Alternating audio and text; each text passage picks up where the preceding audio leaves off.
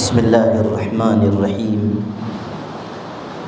وبه نستعين والصلاة والسلام على سيدنا محمد سيد الأنبياء والمرسلين وعلى آله وصحبه أجمعين أما بعد أعوذ بالله من الشيطان الرجيم بسم الله الرحمن الرحيم رجال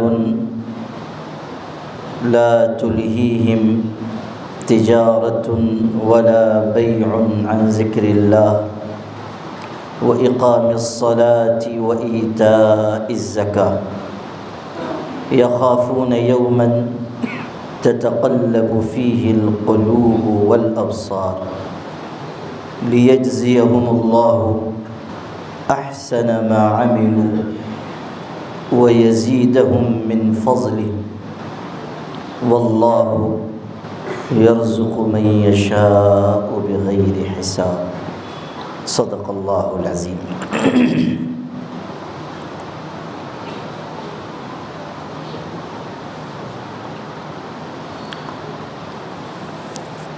علامہ اقبال کا ایک خوبصورت شعر ہے. ارشاد فرماتے ہیں زباں سے کہہ بھی دیا لا الہ تو کیا حاصل،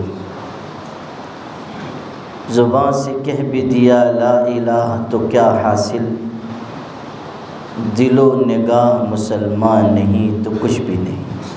جن لوگوں کے دل بنے ہوئے ہوتے ہیں اور جو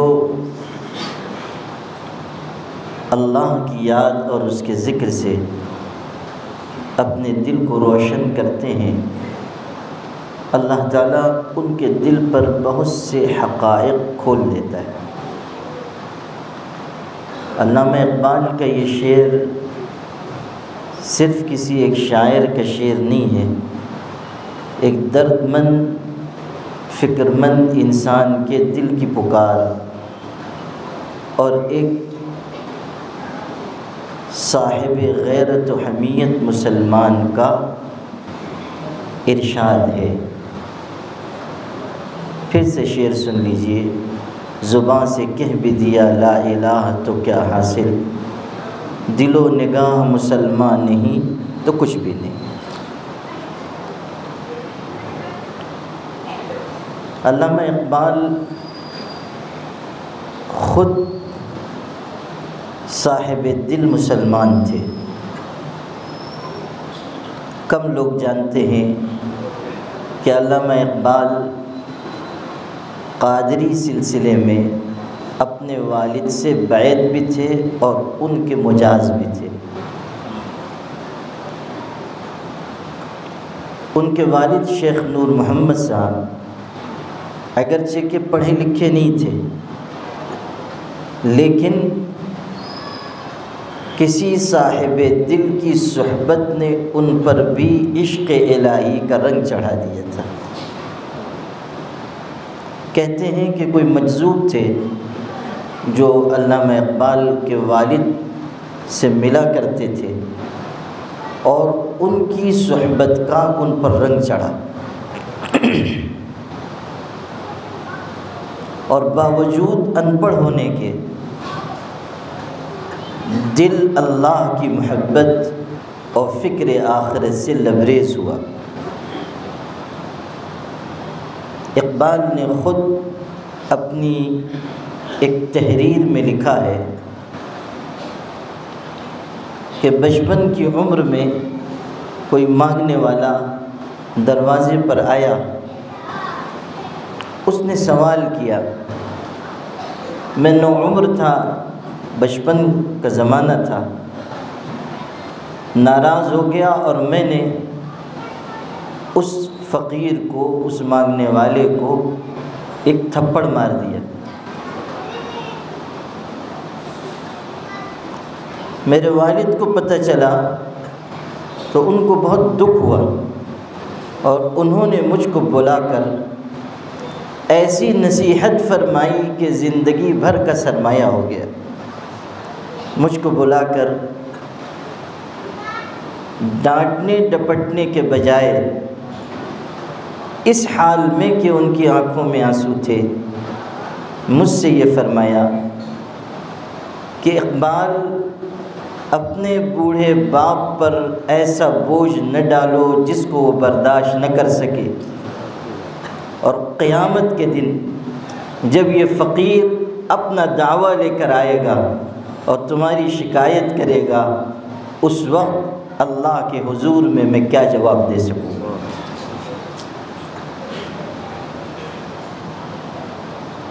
اللہ کے نیک بندوں کی صحبت انسان کو فکر آخرت سے لبریز کرتی۔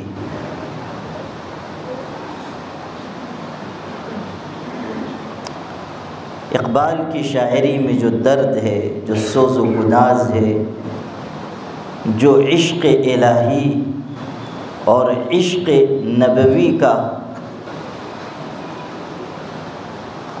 ہر شعر میں ایک پرتو، ایک عکس ہے، وہ اس لیے کہ ان کا دل خود اللہ کی محبت سے لبریز تھا۔ ذکر اقبال عبد المجید سالک کی کتاب ہے، جو علامہ اقبال کے ملنے جلنے والوں میں تھے۔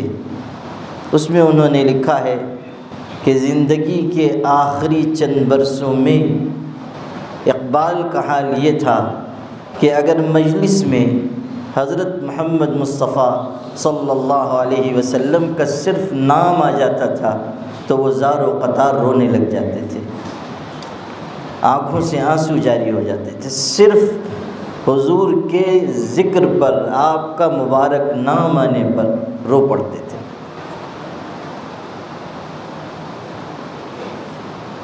ان کا ملازم تھا علی بخش، اس کا بیان ان کی سوانح میں نقل ہوا ہے کہ بارہا میں نے یہ منظر دیکھا کہ آدھی رات کو ان کے کمرے میں داخل ہوا تو اقبال مصلی پر سجدے میں تھے اور مصلی ان کے آنسوؤں سے تر ہو رہا تھا۔ کوئی انسان باکمال بنتا ہے تو صرف صلاحیت اور لیاقت کی وجہ سے نہیں، جب تک دماغ کا رشتہ دل سے نہیں جڑے گا اس وقت تک آپ کی بات میں وزن نہیں پیدا ہوگا۔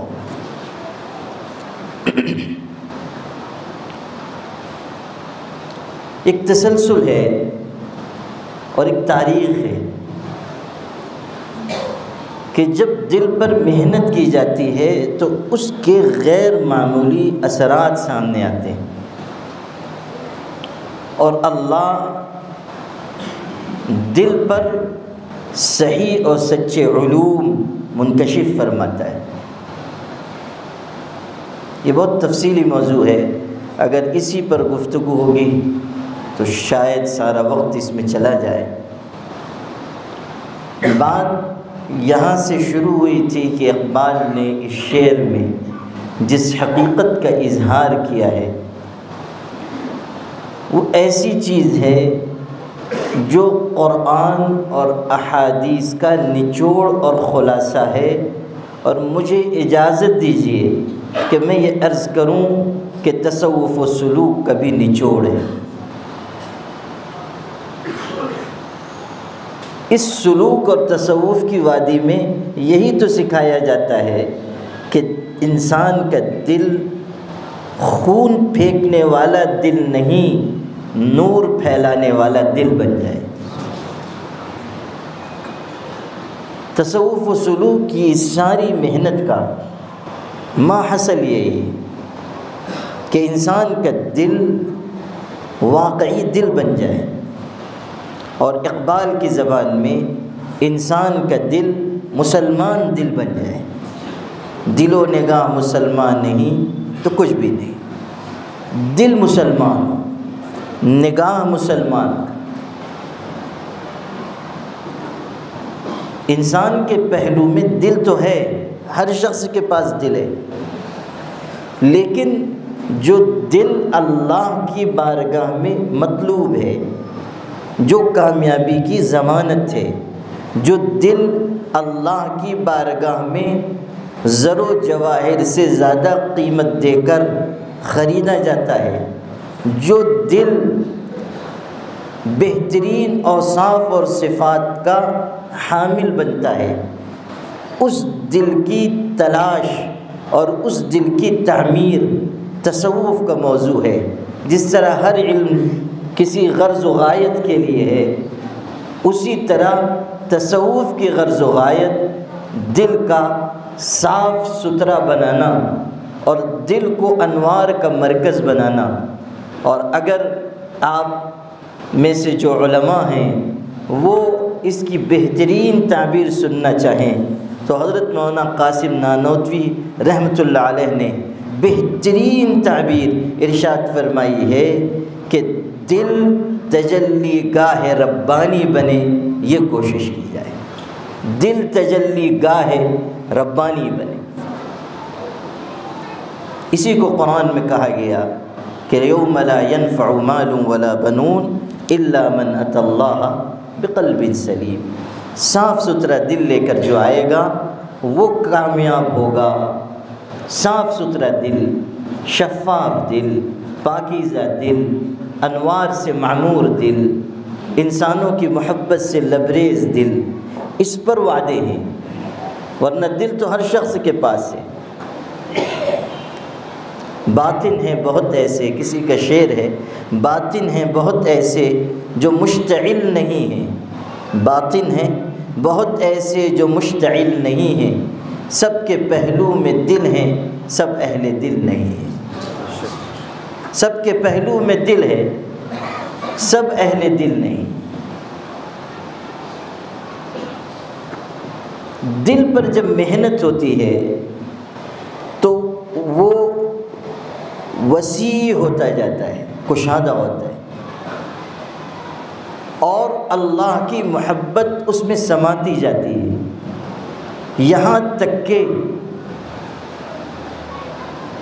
جو حضرات اہل علم ہیں ان کی توجہ کے لیے عرض کرتا ہوں کہ حضرت مجدد الفسانی رحمۃ اللہ علیہ نے اپنے مکتوبات میں دل کے خصائص اور دل کے عروج اور دل کے مقام بلند پانے کے بعد جو کیفیات دل کی ہوتی ہیں اس کے جو اشارات، توضیحات نہیں، صرف اشارات جو لکھے ہیں، اگر آپ ان کو پڑھیں عقل دنگ رہ جائے گی، اور یہ اندازہ ہوگا، میں اپنی تعبیر آپ سے عرض کروں کہ یہ اندازہ ہوگا کہ دل جب واقعی دل بن جاتا ہے تو اس کے اندر اس کائنات سے بھی بڑھ کر ایک دوسری کائنات آباد ہو جاتی ہے۔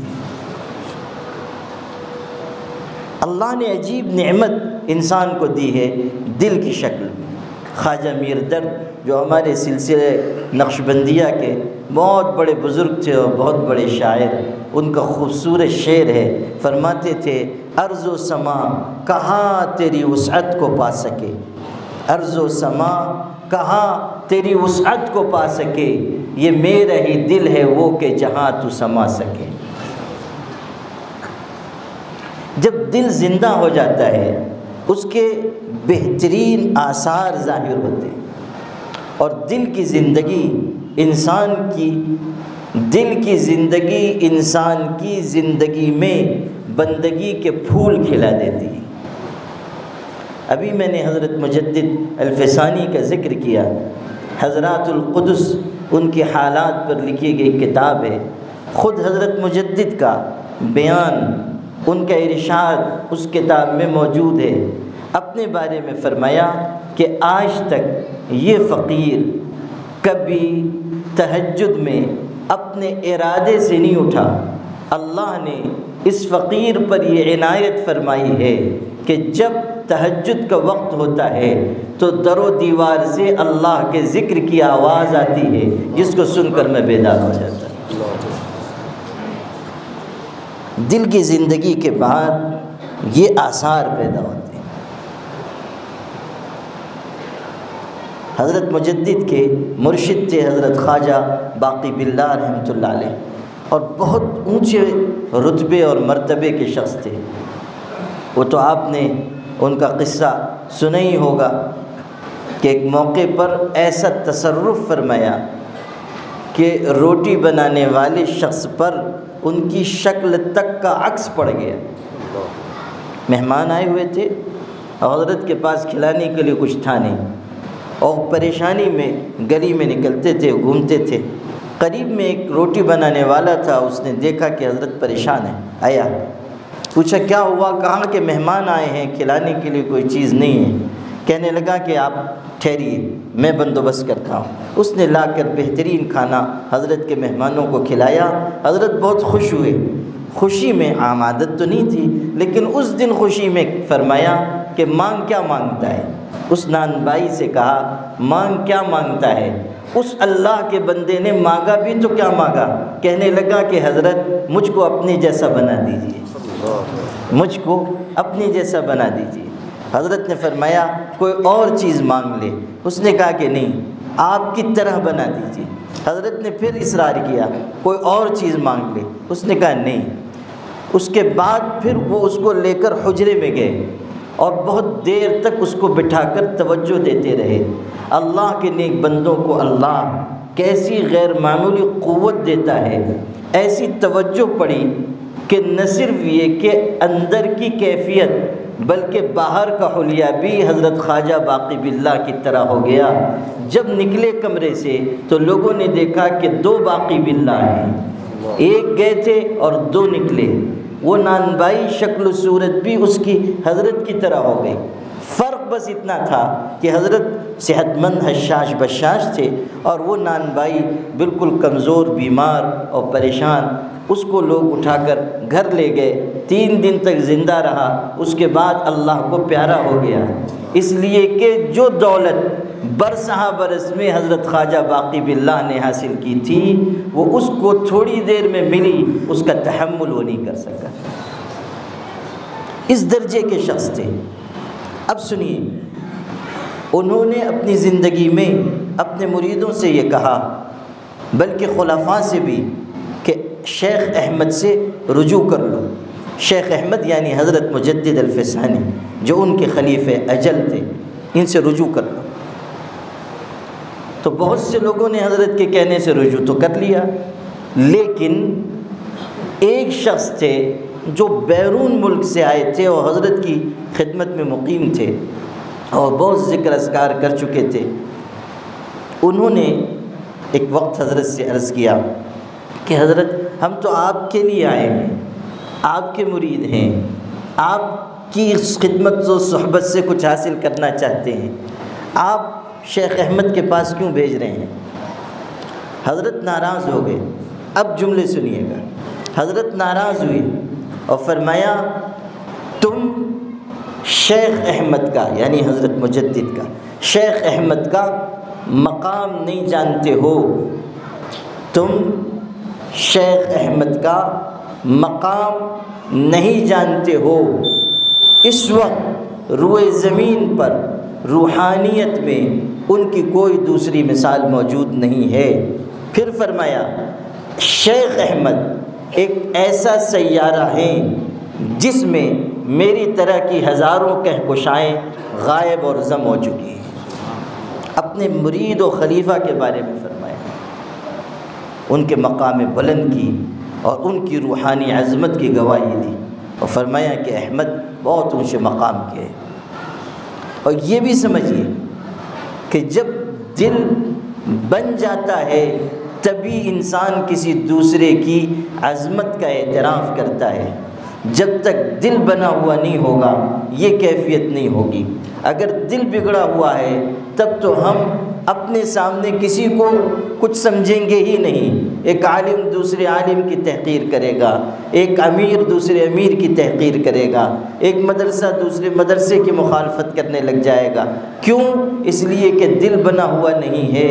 جب دل بنا ہوا ہوگا تو پھر ہم اپنے آپ کو سب سے نیچا سمجھیں گے، دوسروں کو بہتر خیال کریں گے، ان کو عظمت اور محبت کی نظر سے دیکھیں گے، ان کے بارے میں اچھے کلمات کہیں گے۔ آج جو ہمارے آپس کے اختلافات ہیں یا جو اہل علم کے آپس کی دوریاں ہیں، اس کے پیچھے کوئی علمی مسائل کا ہاتھ نہیں ہے، یہی سب ہمارے دل کے فتنے اور دل کے بغض اور عناد کی کرشمہ کاریاں ہیں۔ میرے والد صاحب رحمۃ اللہ علیہ کی بات مجھ کو ہمیشہ یاد آتی ہے، فرمایا کرتے تھے کہ دیکھو، عالم کو جاہل نہیں کاٹتا، ہمیشہ عالم کو عالم ہی کاٹتا ہے۔ اور ایک شعر سناتے تھے کہ کلہاڑی میں جو لکڑی کا دستہ نہ ہوتا تو لکڑی کے کٹنے کا رستہ نہ ہوتا۔ کلہاڑی میں جو لکڑی کا دستہ نہ ہوتا تو لکڑی کے کٹنے کا رستہ نہ ہوتا۔ دل جب تک بنیں گے نہیں، ہم احترام نہیں کر پائیں گے، ہم اعتراف نہیں کر پائیں گے، ہم اکرام نہیں کر پائیں گے، ہم دوسروں کے آگے جھکاؤ نہیں اختیار کر پائیں گے، ہم تواضع نہیں اختیار کر پائیں گے، ہم امت کو متحد نہیں کر پائیں گے، ہم امت کو جوڑ نہیں سکیں گے، ہم ایک دوسرے کی صلاحیتوں سے استفادہ نہیں کر سکیں گے۔ سب سے زیادہ جو چیز انسان کے لیے استفادے سے رکاوٹ بنتی ہے وہ انسان کے دل میں پایا جانے والا تکبر ہے، کبر، یہ استفادے کی راہ میں رکاوٹ بنتا ہے۔ اور آج جو صورتحال ہے وہ اسی لیے کہ ہم نے اپنے دل پر محنت نہیں کی۔ اگر محنت ہوتی تو پھر ہم ایک دوسرے کے لیے بچ جاتے، ایک دوسرے کی قدر کرتے، ایک دوسرے کے لیے اچھے الفاظ کہتے، ایک دوسرے کی غلطیوں پر بھی پردہ ڈالتے، عیب پوشی کرتے۔ ہم یہ حدیث تو پڑھ رہے ہیں اور سن رہے ہیں کہ جو اپنے مسلمان بھائی کا عیب چھپائے گا قیامت کے دن اللہ اس کا عیب چھپائے گا، مگر عالم ہو یا جاہل اپنے گریبان میں جھانک کر دیکھے کہ وہ عیب پوش بنتا ہے یا عیب کو پھیلانے والا بنتا ہے۔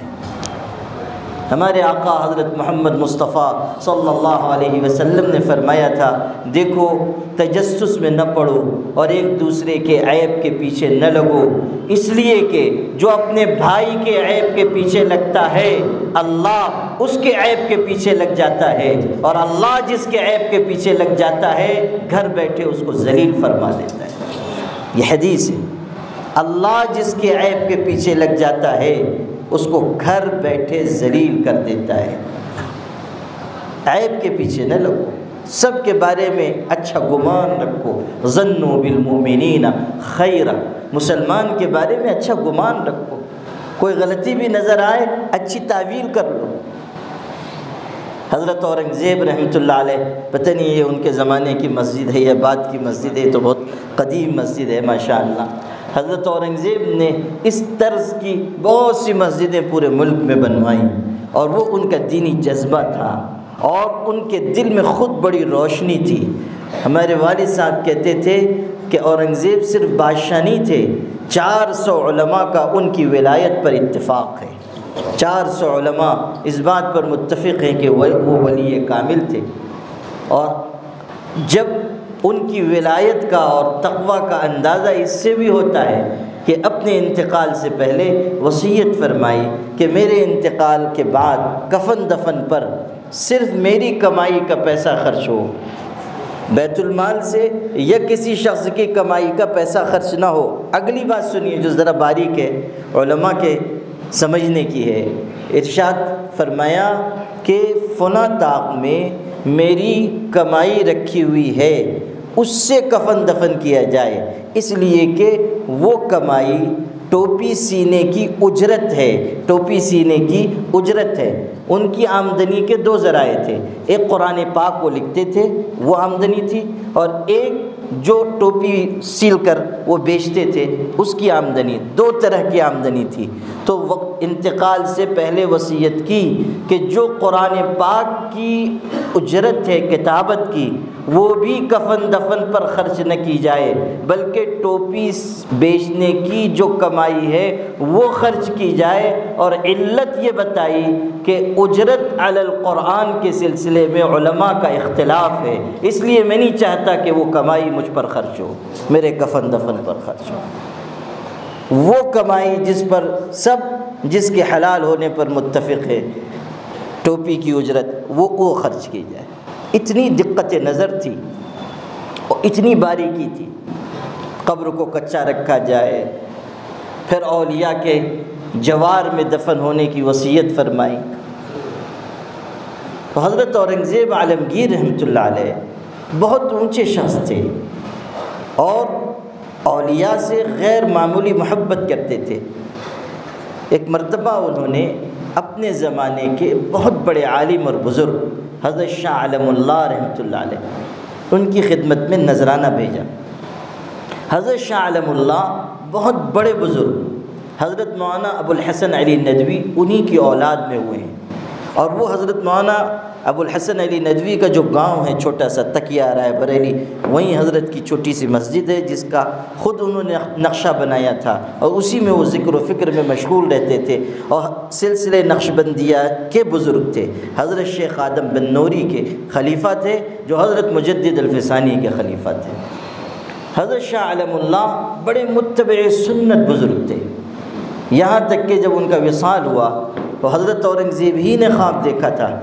خواب دیکھا کہ حضرت محمد مصطفیٰ صلی اللہ علیہ وسلم کا جنازہ رکھا ہوا ہے، انتقال فرما گئے اور جنازہ رکھا ہوا ہے۔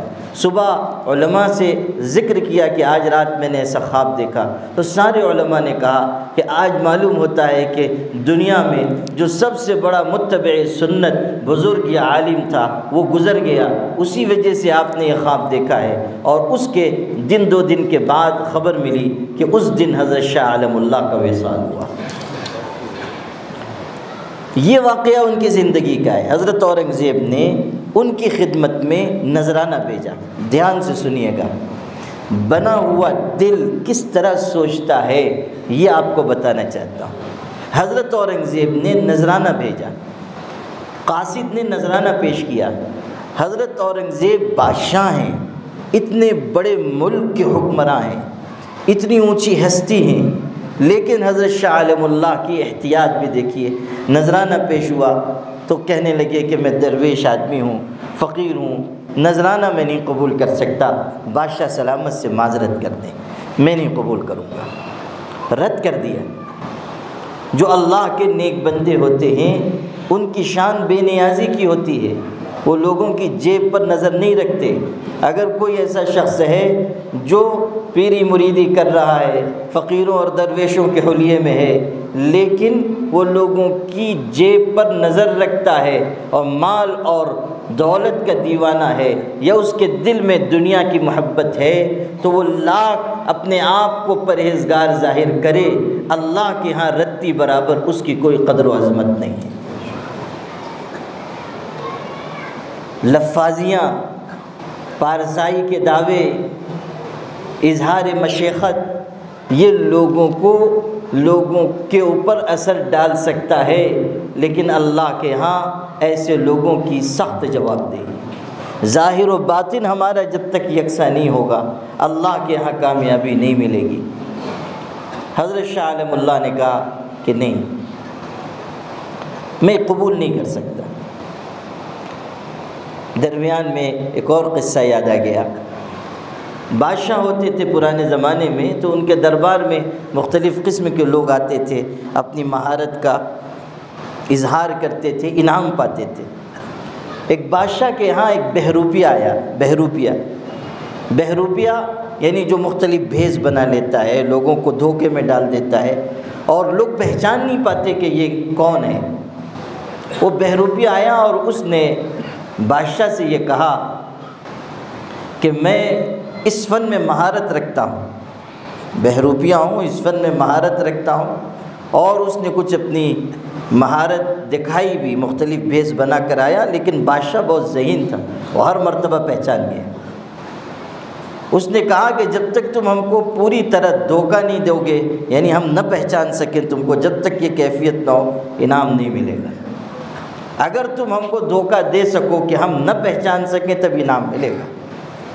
یہ سن کر وہ شخص لوٹ گیا، اور اس نے اس بستی کے کنارے کچھ عرصے کے بعد بیس بدل کر ایک فقیر کے روپ میں آیا، درویش کے روپ میں، اور آ کر وہاں اس نے اپنی چھوٹی سی کٹیا بنا لی، یاد الہی میں مشغول ہو گیا، اور کچھ دنوں میں اس کی بہت شہرت ہوئی۔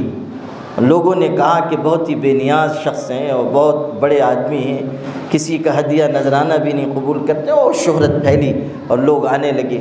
ہوتے ہوتے بادشاہ تک بات پہنچی، اور بادشاہ بھی زیارت کے لیے حاضر ہوا کہ نیک بندہ ہے، اللہ کا ولی ہے۔ آئے بادشاہ سلامت، اور بہت بڑی رقم اشرفیاں پیش کی اور کہا کہ حضرت یہ قبول فرما لیجئے، آپ کے لیے لے کر آیا ہوں۔ اس نے بہت سخت ڈانٹا اور کہا کہ تو خود تو دنیا میں مشغول ہے، فقیر کو بھی دنیا سے آلودہ کرنا چاہتا ہے۔ بہت ڈانٹا اور سخت تنبیہ کی، اور بادشاہ شرمندہ ہو کر اپنا نذرانہ سمیٹ کر چلا گیا۔ اگلے دن یہ بادشاہ کے دربار میں پہنچا، اور اس نے آ کر کہا کہ بادشاہ سلامت، کل جس بزرگ کی خدمت میں آپ حاضر ہوئے تھے وہ یہی بندہ ناچیز ہے، کل جس کی خدمت میں آپ آئے تھے یہی حقیر فقیر ہے۔ بادشاہ حیران ہو گیا، اس نے کہا کہ واقعی تم نے اپنی مہارت ثابت کر دی، اور انعام کا حکم دیا۔ انعام کی رقم معمولی تھی، اس نذرانے کے مقابلے میں کچھ بھی نہیں تھی جو بادشاہ نے پچھلے دن پیش کی تھی۔ بادشاہ نے انعام دیتے وقت کہا کہ اللہ کے بندے، اگر تجھ کو انعام ہی چاہیے تھا، پیسے ہی چاہیے تھا، تو کم از کم یہ کرتا کہ کل میں نے اتنی بڑی رقم پیش کی تھی، وہ لے لیتا اور اپنا راستہ لیتا، میں نے تو تجھ کو پہچانا بھی نہیں تھا۔ آج تو آ کر کہہ رہا ہے اور معمولی رقم انعام کی لے کر جا رہا ہے، کل تو اس سے بہت بڑی رقم تھی، وہ تو نے قبول نہیں کی۔ اس بہروپیے نے جو بات کہی وہ سنانا چاہتا تھا۔ اس نے یہ کہا کہ بادشاہ سلامت، ہم اپنے فن کے ساتھ کبھی بھی دھوکہ اور غداری نہیں کرتے۔ اگر کل میں وہ رقم پیش کر لیتا تو جس روپ میں میں تھا اس روپ کی توہین ہو جاتی اور نقل مکمل نہیں ہوتی، اس لیے میں نے وہ رقم ٹھکرا دی، اور آج اپنی مہارت کا انعام آپ سے لے رہا ہوں۔ نقل مکمل نہیں ہوتی۔ تو آپ غور کیجئے کہ جو چیز تصوف میں سکھائی جا رہی ہے وہ یہ نہیں ہے کہ آپ گدی پہ بیٹھ جائیے اور پیر بن جائیے اور لوگوں سے نذرانے وصول کیجئے، اور لوگوں کو یہ سکھائیے کہ دنیا سے محبت نہ کرو اور خود دنیا سے محبت کریں، خود دنیا پر فریفتہ ہوں۔ ایسے لوگ سخت دھوکے میں ہیں اور قیامت کے دن سخت نقصان اٹھانے والے ہیں۔ ہمیشہ اپنے آپ پر نگاہ رہنی چاہیے، اپنا احتساب، اپنا جائزہ۔ یہ مزاج نہ ہو کہ ہم کسی منصب تک پہنچ گئے ہیں تو اب ہم ہر احتساب سے اور ہر قسم کی بازپرس سے بالاتر ہو گئے۔ ہرگز نہیں۔ جو شخص اپنے آپ سے غافل ہوا شیطان اس کو اچک لیتا ہے، ہمیشہ یاد رکھیے۔ جو شخص اپنی طرف سے غافل ہوا شیطان اس کو اچک لیتا ہے۔ ہمیشہ احتساب کریں، ہمیشہ تنہائیوں میں بیٹھ کر سوچیں، غلطی ہو جائے اللہ کے آگے معافی مانگیں، قصور ہو جائے اللہ تعالیٰ کے آگے روئیں گڑ گڑائیں۔ انسان کو کبھی بھی لوگوں کا آگے پیچھے پھرنا یا 10-20 لوگوں کا تعریف کرنا دھوکے میں نہ ڈالے کہ یہی وہ چیز ہے جس کی وجہ سے انسان اپنے نفس کی طرف سے غافل ہوتا ہے اور نفس اس کو اپنی غذا بنا لیتا ہے۔ بہت ہی خطرناک گھاٹیاں ہیں، خطرناک وادیاں ہیں جن سے انسان گزرتا ہے۔ خیر، میں آپ کو واقعہ سنا رہا تھا حضرت شاہ عالم اللہ رحمۃ اللہ علیہ کا۔ بادشاہ نے نذرانہ پیش کیا، حضرت نے رد کر دیا۔ اقبال، کہاں سے سیکھی ہے تو نے یہ درویشی کہ بادشاہوں میں چرچا ہے تیری بے نیازی کا۔ اقبالی کا شعر ہے، بادشاہوں میں چرچا ہے تیری بے نیازی کا، رد کر دیا۔ بادشاہ کو خبر ہوئی حضرت اورنگزیب کو، تو انہوں نے ادب بھی دیکھیے، اہل اللہ کا ادب۔ یہ نہیں کہا کہ اصرار کرو، کہا ٹھیک ہے حضرت نے نہیں قبول کیا تو فلاں بزرگ ہیں، ایک دوسرے بزرگ تھے، کہا کہ ان کو پیش کر دو اور بتا کر دینا، امانت کی بات ہے، بتا کر دینا کہ حضرت کو پیش کیا گیا تھا لیکن انہوں نے قبول نہیں کیا، اب آپ کو پیش کیا گیا۔ ان بزرگ اور عالم کو نذرانہ پیش ہوا اور یہ کہہ کر پیش ہوا کہ فلاں کو دیا گیا تھا، انہوں نے نہیں لیا اور اب آپ کو دیا جا رہا ہے۔ اب سننا، وہ بھی بڑے آدمی تھے لیکن کیسا دل کیسا بنا ہوا تھا، دل کیسا بنا ہوا تھا۔ انہوں نے فرمایا کہ حضرت شاہ عالم اللہ نے اگر رد کر دیا ہے تو ان کی شان یہی ہے، وہ بہت اونچے مقام کے ہیں، ہم تو دنیا دار لوگ ہیں، لاؤ ہم قبول کر لیتے ہیں، ہم تو گرے پڑے لوگ ہیں، حالانکہ وہ بھی بہت بڑے بزرگ تھے، لیکن کہا لاؤ ہم قبول کر لیتے ہیں، قبول فرما لیا۔ اب کوئی رہا ہوگا وہاں، کچھ ایسے نورانی بزرگ ہوتے ہیں نا کہ جن کا کام ہی ہوتا ہے کہ یہاں کی بات وہاں لے جائیے، وہاں کی بات وہاں پہنچائیے، اسی مقدس فریضے کی انجام دہی پہ مامور ہوتے ہیں۔ بیڑ شریف میں بھی ایسے مبارک لوگ ہوں گے انشاءاللہ، ایسا حسن ظن مجھ کو ہے، جن کا کام ہی یہی ہے، ادھر کی بات ادھر، ادھر کی بات ادھر، اور صرف یہ نہیں کہ جو بات ہوئی ہے وہ پہنچائیں، متن تھوڑا ہوتا ہے اس پر حاشیہ مطول ہوتا ہے، تفصیلی حاشیہ ہے، وہ حاشیے کے ساتھ پہنچتی ہے بات۔ میرے والد صاحب کہتے تھے کہ الحدیث یخرج منا شبرا ویرجع من العراق ذراعا، بات ہم سے چلتی ہے تو ایک بالش کی ہوتی ہے، اور عراق سے لوٹ کے آتی ہے تو ایک ہاتھ کی ہو جاتی ہے، تو بات جتنی ہے اتنی نہیں، بہت لمبی چوڑی پہنچتی ہے نمک مرچ مسالے کے ساتھ۔ تو انہوں نے جا کر حضرت شاہ عالم اللہ سے نقل کیا، کوئی شخص رہے ہوں گے کہ حضرت آپ نے وہ جو نذرانہ رد کر دیا تھا وہ فلانے نے قبول کر لیا۔ اب غور کیجئے کہ اگر ہم ہوتے تو ہم کیا جواب دیتے۔ ہر شخص اس آئینے میں اپنی شکل دیکھے کہ ہم ہوتے تو ہمارا رد عمل کیا ہوتا، لیکن حضرت شاہ عالم اللہ کا دل بنا ہوا تھا، ذکر و فکر کے مرحلے سے گزر چکے تھے، دل میں اللہ کی محبت جم چکی تھی اور بہترین صفات اندر پیدا ہو چکی تھی۔ اس لیے جب اس شخص نے یہ کہا کہ آپ نے جو نذرانہ رد کیا تھا وہ فلاں بزرگ نے قبول کر لیا ہے، تو ارشاد فرمایا کہ انہوں نے قبول کر لیا، اچھا کیا، اس لیے کہ ہم تالاب کی طرح ہیں، تھوڑی بھی ناپاکی گر جائے گی تالاب ناپاک ہو جائے گا، اور وہ سمندر کی طرح ہیں، اگر تھوڑی بہت ناپاکی گر بھی گئی تو اس کا کچھ نقصان نہیں ہونے والا، وہ سمندر کی طرح ہے۔ ان بزرگ کی تعریف فرمائی اور کہا کہ وہ بہت اونچے شخص ہیں اور اتنی تھوڑی موڑی ناپاکی سے ان کا کچھ بگڑنے والا نہیں ہے۔ یہ ہے وہ چیز کہ جب دل سنور جائے گا تو ہم دوسروں کے بارے میں اچھا گمان رکھیں گے، دوسروں کے بارے میں اچھی سوچ رکھیں گے، دوسروں کے بارے میں ہم تعویل کریں گے، تعویل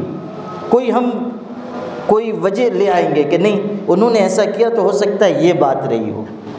اس سے کیا ہوگا؟ امت میں جوڑ پیدا ہوگا، اس سے کیا ہوگا؟ آپس کے تعلقات مضبوط ہوں گے، اس سے کیا ہوگا؟ ایک محبت بھرا معاشرہ وجود میں آئے گا، ایک خاندان بہترین خاندان بنیں گے۔ آپ دیکھیے خاندانوں میں جھگڑے ہیں، گھروں میں جھگڑے ہیں، معاشرے میں جھگڑے ہیں، آپس میں دوریاں ہی دوریاں ہیں، بھائی بھائی کی شکل نہیں دیکھ رہا ہے۔ ایک صاحب میرے ہاں آئے پچھلے حج کے موقع پر یا اس سے پہلے، کہنے لگے کہ 20 سال ہو گئے میری اور میرے بھائی کی بات چیت بند ہے، بوڑھے شخص تھے، داڑھی سفید ہو گئی، آ کر کہہ رہے 20 سال ہو گئے اور بات چیت بند ہے، اور اب میں حج پہ جا رہا ہوں اور میں چاہتا ہوں کہ بات چیت شروع ہو جائے، لیکن میرا بھائی اب بھی آمادہ نہیں ہے، میں کیا کروں؟ میں جا کر ان سے بات چیت کروں یا میں بھی چھوڑ کر چلا جاؤں، اسی طرح ان کے حال پر چھوڑ کر چلا جاؤں؟ سگے بھائیوں کا آپس میں اس طرح کا ٹکراؤ کہ 20 سال ہو گئے بات چیت نہیں ہو رہی ہے، کیوں؟ اس لیے کہ دل اجڑے ہوئے ہیں، اس لیے کہ دل بگڑے ہوئے ہیں، اس لیے کہ دل میں اللہ کی محبت، اچھی صفات نہیں آئی ہیں، معاف کرنے کی عادت نہیں آئی ہے۔ قرآن میں کہا گیا وَإِذَا مَا غَضِبُوا هُمْ يَغْفِرُونَ، جب غصے میں آتے ہیں معاف کر دیتے ہیں۔ اچھے لوگوں کی صفت یہ ہے کہ جب غصہ آتا ہے معاف کرتے ہیں، درگزر سے کام لیتے ہیں، لوگوں کو بخش دیتے ہیں۔ سیدنا حسن رضی اللہ تعالیٰ وضو کے لیے بیٹھے ہوئے تھے اور باندھی پانی لے کر آئی، شاید سردی کا زمانہ رہا ہوگا، گرم پانی تھا، اس کے ہاتھ سے چھوٹ کر گر گیا، گرم پانی ان پر گرا، لازماً غصہ آیا اور سخت غصہ آیا۔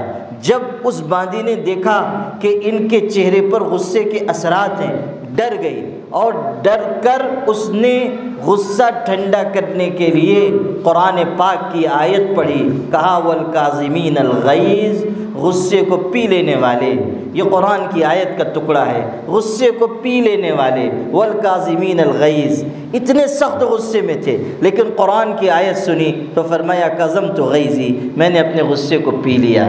اس نے اگلا ٹکڑا پڑھا والعافین عن الناس، کہ ابھی تو غصہ پی لیا ہے انہوں نے، پھر ہو سکتا ہے کہ کل سزا دیں، پرسوں سزا دیں، تو کہا والعافین عن الناس، لوگوں کو معاف کرنے والے، کہا عفوت عنک، میں نے تجھ کو معاف بھی کر دیا۔ پھر اس نے کہا واللہ یحب المحسنین، اور اللہ احسان کرنے والوں کو پسند کرتا ہے، کہا جا اللہ کے لیے تو آزاد کر دی گئی، احسان فرمائے، جا اللہ کے لیے تو آزاد کر دی گئی۔ یہ ہے غصے کے وقت قابو پانا، اپنے آپ کو شریعت کے حدود میں رکھنا، آگے شریعت کے حدود سے آگے نہ بڑھ جانا، طیش میں کوئی خلاف شرع کام نہ کر بیٹھنا۔ مولانا حالی نے مسدس میں لکھا ہے صحابہ کے بارے میں کہ خود بخود بھڑکتی نہ تھی آگ ان کی، شریعت کے قبضے میں تھی باغ ان کی، جہاں کر دیا نرم نرما گئے وہ، جہاں کر دیا گرم گرما گئے وہ۔ یہ صحابہ کی شان تھی۔ غصے کی جگہ غصہ، دین کے سلسلے میں غیرت، آپس میں رحم دلی، رحماء بینہم اشداء علی الکفار رحماء بینہم، آپس میں ایک دوسرے کے لیے رحم دل، نرم، محبت کرنے والے۔ مسلمانوں کا ایک طبقہ کتنی واہیات باتیں بیان کرتا ہے حضرت علی رضی اللہ تعالیٰ عنہ کے سلسلے میں، کہ حضرت علی اور خلفائے ثلاثہ کا اختلاف تھا، حضرت ابو بکر، حضرت عمر، حضرت عثمان سے ان کے اختلافات تھے، اور حضرت ابو بکر اور حضرت عمر نے ان پر غصہ کیا یا زیادتی کی یا ظلم کیا، حالانکہ قرآن گواہی دے رہا ہے رحماء بینہم، آپس میں نرم ہیں، محبت کرنے والے ہیں، مروت کے پیکر ہیں۔ آپ پڑھیے کہ جب حضرت فاطمہ کا انتقال ہوا، حضرت علی شوہر ہیں، جنازہ ان کو پڑھانا تھا، وہی حقدار تھے، لیکن جب لوگ صف میں کھڑے ہو گئے تو حضرت علی نے سیدنا ابو بکر صدیق کا ہاتھ پکڑ کر امامت کے لیے آگے بڑھایا اور کہا حضور نے فرمایا تھا جس قوم میں ابو بکر ہوں کسی کی مجال نہیں ہونی چاہیے کہ ان سے آگے کھڑا ہو۔ یہ ہے آپس کا تعلق۔ اور آج دنیا بھر کی داستانیں سنائی جاتی ہیں، طرح طرح کی باتیں کہی جاتی ہیں، اور صحابہ کے بارے میں لوگ اس طرح زبان درازی کرتے ہیں کہ قیامت کے دن ان کی زبانیں آگ کی قینچیوں سے کاٹی جائیں۔ صحابہ تو ہمارے سروں کا تاج ہیں، اور ان کی آپس کی محبت، آپس کا رشتہ غیر معمولی۔ سیدنا عمر ابن خطاب اسی محرم کی پہلی تاریخ کو شہادت ہوئی، مسجد نبوی میں مصلی رسول پر نماز پڑھا رہے ہیں، حملہ ہوا اور گر گئے۔ حضرت عبد الرحمن ابن عوف کو اشارہ کیا کہ نماز مکمل کرا دو، اور پھر جب نماز کی تکمیل کے بعد حضرت کو اٹھایا گیا اور گھر لے جایا گیا، آپ تاریخ اور سیرت کی کتابوں میں پڑھیے، حضرت عمر اتنے سخت زخمی ہیں، لیکن ایک ہی سوال بار بار دہراتے تھے، پوچھتے تھے حل اکملت الصلاۃ، کیا میری نماز پوری ہو گئی؟ حل اکملت الصلاۃ، کیا میری نماز پوری ہو گئی؟ نماز کی کیسی عظمت، کیسی اہمیت دل میں تھی۔ حل اکملت الصلاۃ، کیا نماز پوری ہو گئی؟ کیا نماز پوری ہو گئی؟ گھر لایا گیا، دوا پلائی گئی، پیٹ سے نکل گئی، حکیموں نے کہا اب بچنا مشکل ہے۔ صحابہ آنے لگے عیادت کے لیے، مدینے میں کوہرام مچ گیا۔ سیدنا عبداللہ ابن عباس آئے، سرہانے کھڑے ہوئے، اس کیفیت سے متاثر تھے، ترجمان القرآن ہیں، حضور کے چچا زاد بھائی ہیں، کہنے لگے امیر المومنین، اللہ نے آپ کو کتنی نعمتوں سے نوازا، آپ مسلمان ہوئے، آپ کا اسلام امت کی تقویت کا ذریعہ بنا، آپ کی خلافت باعث رحمت ثابت ہوئی، حضور دنیا سے گئے آپ سے راضی تھے، ابو بکر گئے آپ سے راضی تھے، آپ نے سعادت کی زندگی پائی، اب شہادت کی موت کے قریب پہنچ چکے ہیں، خوشخبری ہو آپ کا نیک انجام ہونا ہے۔ حضرت عمر نے سنا، آنکھوں میں آنسو آ گئے، فرمایا اعد، پھر سے دہراؤ۔ انہوں نے دہرایا، ارشاد فرمایا لیتنی انجو کفافا لا لی ولا علی، کاش قیامت کے دن میں برابر سرابر چھوٹ جاؤں، نہ مجھ پر کوئی گناہ ہو، نہ میری کوئی نیکی پر اجر ملے، لا لی ولا علی، بس میں سمجھوں گا کامیاب ہو گیا۔ لیتنی انجو کفافا، وصال سے پہلے فرمایا نیچے اتار دو۔ اپنے رخسار زمین پر مل رہے ہیں، کہتے ہیں اے وہ اللہ جس کی بادشاہت کبھی ختم نہیں ہوگی، اس شخص پر رحم کر جس کی بادشاہت ختم ہو رہی ہے۔ اپنے بیٹے ابن عمر سے کہا بچے میری تمنا ہے کہ میں حضرت صلی اللہ علیہ وسلم کے ساتھ اس حجرے میں آرام کروں جہاں حضرت آرام کر رہے ہیں، وہاں دفن کیا جاؤں، وہاں حضرت ابو بکر ہے میرے ساتھی، حضور ہیں میرے آقا، میری تمنا ہے، مگر جگہ حضرت عائشہ کی ہے، جاؤ ام المومنین سے درخواست کرنا۔ گئے ابن عمر، حضرت عائشہ رو رہی تھیں، خبر مل چکی تھی، رو رہی تھیں، جا کر کہا ابو جان نے آپ کو سلام کہا ہے اور درخواست کی ہے کہ اگر آپ قبول فرما لیں تو اپنے دونوں ساتھیوں کے ساتھ دفن ہونے کے خواہش مند ہیں، ہماری ماں پر ہماری جانیں قربان ہوں۔ ایثار دیکھیے، قربانی دیکھیے۔ کہنے لگی کہ ابن عمر یہ جگہ میں نے اپنے لیے رکھی تھی، ایک میرے سرتاج ہیں، ایک میرے والد ہیں، یہ جگہ میں نے اپنے لیے رکھی تھی کہ میرا انتقال ہوگا میں یہاں دفن کی جاؤں، لیکن عمر ایسے نہیں ہیں کہ ان کی فرمائش کو رد کر دیا جائے، جاؤ ان سے کہنا کہ عائشہ خوشی خوشی اپنے آپ پر ان کو ترجیح دیتی ہیں، آپ دفن ہو جائیں۔ اللہ اکبر، کیا ایثار ہے، کیا قربانی ہے، کیسی قدر و عظمت ہے۔ حضرت عمر کو خبر ملی، بہت خوش ہوئے اور کہا بیٹے انتقال ہو جائے گا، جنازہ تیار ہو جائے گا تو تدفین سے پہلے احتیاط دیکھیے، تدفین سے پہلے میرا جنازہ لے کر جانا تو پھر ام المومنین سے اجازت طلب کر لینا، اس لیے کہ ہو سکتا ہے میری زندگی میں میرے دباؤ کی وجہ سے اجازت دے دی ہو، زندگی کے بعد وفات کے بعد تو دباؤ نہیں رہ جائے گا، اگر اس وقت بھی اجازت دیں تو دفنا دینا، ورنہ مسلمانوں کے عام قبرستان میں دفن کر دینا۔ احتیاط، وصیت فرمائی۔ جنازہ تیار ہوا، لے جایا گیا، اجازت مانگی گئی، حضرت ام المومنین نے کہا لائیں اور تدفین ہوئی۔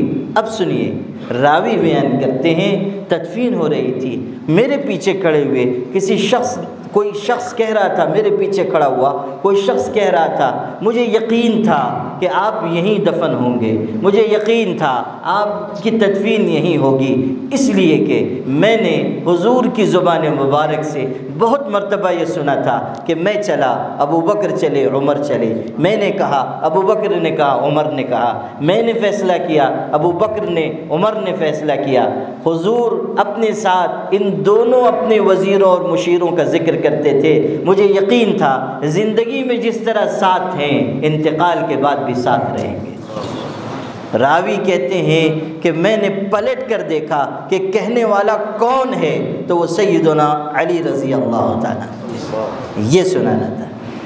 کہنے والے سیدنا علی رضی اللہ تعالیٰ نے، جو حضرت عمر ابن خطاب کی فضیلت بیان کر رہے ہیں، حضرت عمر ابن خطاب کے بارے میں، حضرت ابو بکر کے بارے میں یہ بلند الفاظ کہہ رہے ہیں کہ میں نے زندگی میں بارہا حضور سے سنا، میں چلا ابو بکر چلے عمر چلے، میں نے کہا ابو بکر نے کہا عمر نے کہا، حضور جوڑ کر بیان فرما رہے ہیں مجھے یقین تھا زندگی میں بھی ساتھ ہیں، وفات کے بعد بھی ساتھ رہیں گے۔ رحماء بینہم، آپس میں محبتیں تھیں، آپس میں ایک دوسرے سے غیر معمولی تعلق تھا، ایک دوسرے کی قدر و منزلت تھی، اور یہی سیکھنے کی چیز ہے کہ ہم اپنے دل میں دوسروں کے بارے میں محبت رکھیں، اچھا گمان رکھیں، کوئی غلطی بھی ہو جائے اچھی تعویل کر لیں، کوئی بات ایسی سامنے آ جائے جو گناہ کی ہے تو ہم خیر خواہی کے جذبے سے سمجھائیں، نہ یہ کہ اس کو امت میں پھیلائیں اور اس کی بدنامی کا ذریعہ بنیں، ہرگز نہیں، یہ طریقے مسلمانوں کے نہیں ہیں، یہ طریقے اہل دین کے نہیں ہیں، یہ طریقے کامیابی کے نہیں ہیں، یہ سب طریقے جہنم کے دہانے تک پہنچانے والے ہیں، یہ سب راستے تباہی کے ہیں۔ اچھی تعویل کرنا، اچھی توجیہ کر لینا، لوگوں کی کہ عیب کی پردہ پوشی کر لینا، یہ چیز ہم جو نظر سے دیکھ رہے ہیں یقین مانیے وہی حقیقت ہے، وہی سچائی ہے، یہ ضروری نہیں ہے۔ بہت مرتبہ ایسا ہوتا ہے کہ نظر کچھ اور دیکھ رہی ہے، حقیقت کچھ اور ہے، نگاہ کچھ اور دیکھ رہی ہے، اندر کچھ اور ہے۔ بہت مرتبہ ایسا ہوتا ہے کہ ہم کچھ اور دیکھ رہے ہیں، اندر کوئی اور بات ہے۔ ایک بادشاہ کے بارے میں یہ بات ہے کہ وہ نیک انسان تھا، بھیس بدل کر راتوں کو گشت کرتا تھا، گشت کرتا ہوا ایک دن ایک راستے سے گزر رہا تھا، بھیس بدلا ہوا ہے، کوئی نہیں جانتا بادشاہ ہے، دیکھا ایک لاش پڑی ہوئی ہے اور کوئی اس کے قریب بھی نہیں جا رہا ہے، کوئی دیکھتا بھی نہیں ہے۔ بادشاہ کو حیرت ہوئی کہ ایسے بے درد لوگ تو نہیں ہیں کہ لاش بھی دیکھیں، اور پھر چلتے رہیں۔ قریب گیا، لوگوں سے کہا بھائی لاش پڑی ہے، آپ لوگ دیکھ نہیں رہے ہیں، تدفین کی فکر نہیں کر رہے ہیں۔ لوگوں نے کہا ہم تو اس کے قریب بھی نہیں جائیں گے، یہ بہت بڑا بدکار اور شرابی انسان تھا، زندگی کے آخری دن تک شراب پی ہے، زندگی کے آخری دن تک بدکاری کی ہے، ہم اس کے قریب بھی نہیں جائیں گے۔ بادشاہ کو حیرت ہوئی، ایسا کون بدکار اور شرابی ہے؟ اس نے پتہ پوچھا، لاش اٹھا کر اس کے گھر تک لے کر گیا، وہاں اس کی بیوی کو خبر دی، وہ رونے لگی۔ بادشاہ تھوڑی دیر انتظار کرتا رہا، پھر اس نے کہا کہ تم روتے روتے یہ کہہ رہی ہو کہ میرا شوہر بہت نیک تھا، بہت پرہیزگار تھا، لیکن لوگ تو کچھ اور داستان سنا رہے ہیں، لوگ تو اس کے جنازے میں شریک نہ ہونے کی بات کر رہے ہیں، لوگ یہ کہتے ہیں کہ ہم اس کا منہ نہیں دیکھنا چاہتے ہیں، یہ بدکار اور شرابی ہے، یہ کیا بات ہے؟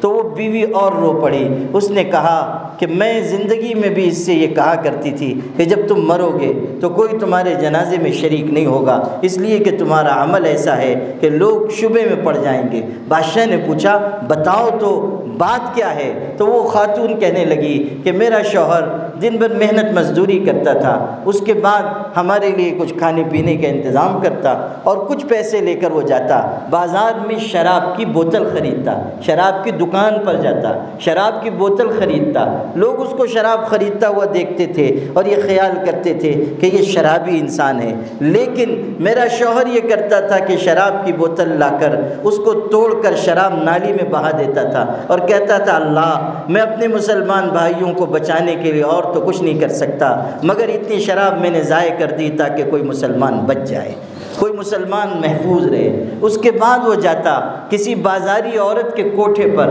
اس کو پیسہ دیتا اور اس کے بعد وہیں مصلی بچھا کر نماز پڑھتا رہتا، اور جب صبح ہوتی تو کہتا اللہ اور میں کچھ نہیں کر سکتا مگر اس بری عورت کی برائی سے میں نے اپنے کسی مسلمان بھائی کو بچا لیا۔ اس طرح زندگی بھر وہ عمل کرتا رہا۔ میں یہ کہتی تھی کہ دیکھنا جب تم مرو گے تو لوگ یہ خیال کر کے کہ تم شرابی اور زانی ہو کوئی تمہارے جنازے میں نہیں آئے گا، اور میرا شوہر مجھ سے یہ کہتا تھا کہ نیک بی بی سن، اللہ نیکی کو کبھی ضائع نہیں کرتا، جب میں مروں گا تو بادشاہ میرے جنازے کو کاندھا دینے کے لیے آئے گا، اللہ نیکی کو ضائع نہیں کرتا، مروں گا بادشاہ آئے گا جنازے کو کاندھا دینے کے لیے۔ جب بادشاہ نے یہ سنا تو وہ رو پڑا اور اس نے کہا اللہ کی بندی تیرا شوہر سچا تھا، میں بادشاہ وقت ہوں اور میں اعلان کروں گا کہ جس شخص کو اپنی مغفرت مطلوب ہو وہ اس نیک شخص کے جنازے میں شریک ہو جائے۔ نظر ہماری جو دیکھ رہی ہے حقیقت بھی وہی ہو یہ ضروری نہیں ہے، ہم توجیہ کا راستہ اختیار کریں، تعویل کریں، خوشگمانی کریں، بدگمانی سے بچائیں اپنے آپ کو۔ اجتنبوا کثیرا من الظن ان بعض الظن اسم، اپنے آپ کو زیادہ گمان سے بچاؤ، بہت سے گمان گناہ ہیں، بہت سے گمان غلط ہوتے ہیں۔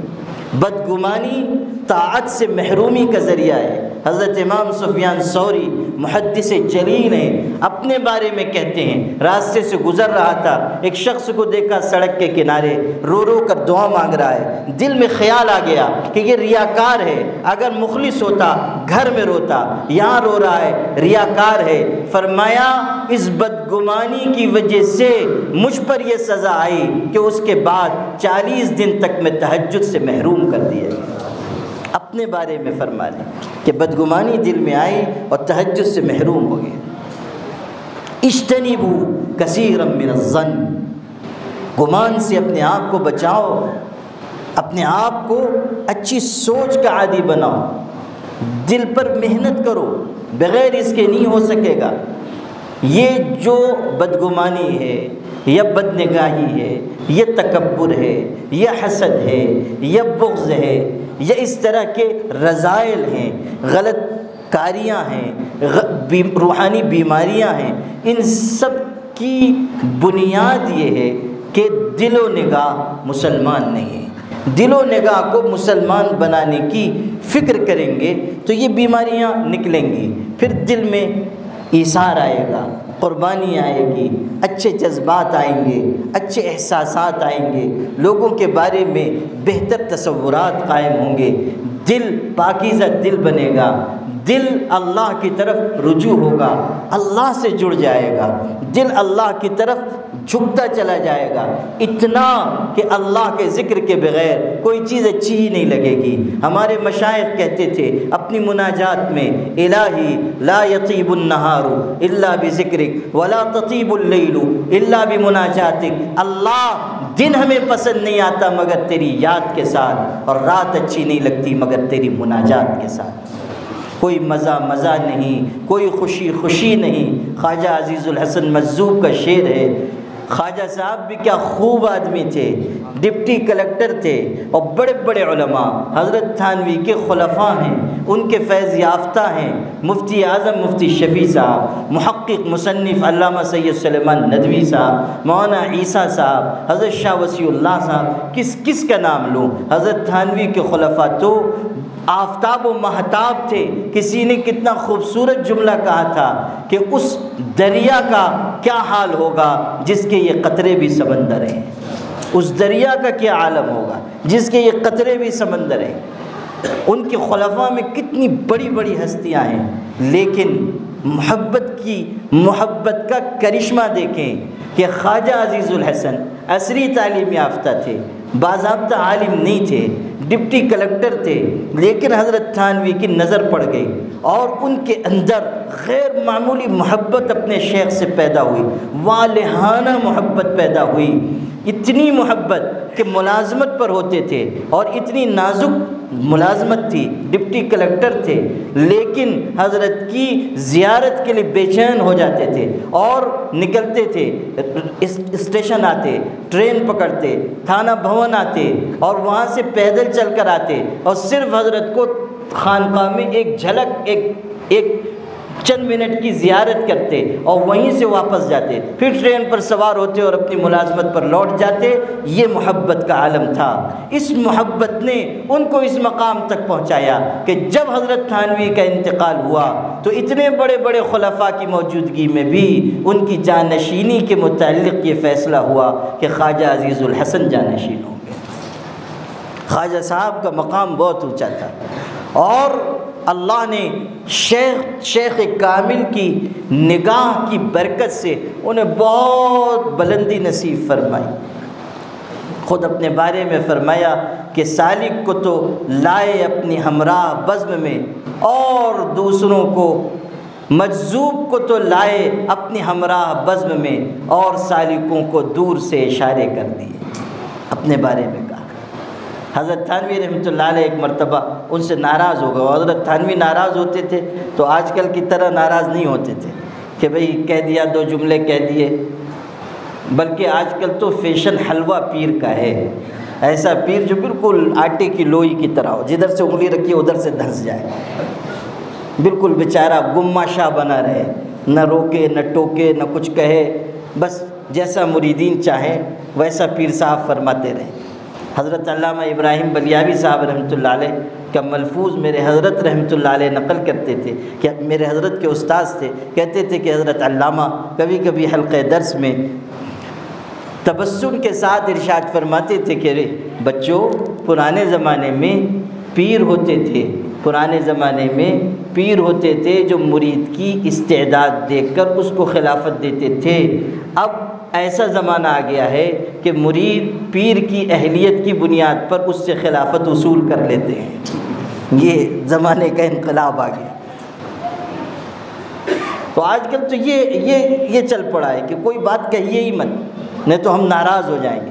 آپ لاکھ بار ناراض ہوئیے، نظام تربیت کا تو نکیر کے بغیر چل نہیں سکتا۔ حضرت تھانوی رحمۃ اللہ علیہ سخت تھے، تربیت کے سلسلے میں بہت سخت تھے۔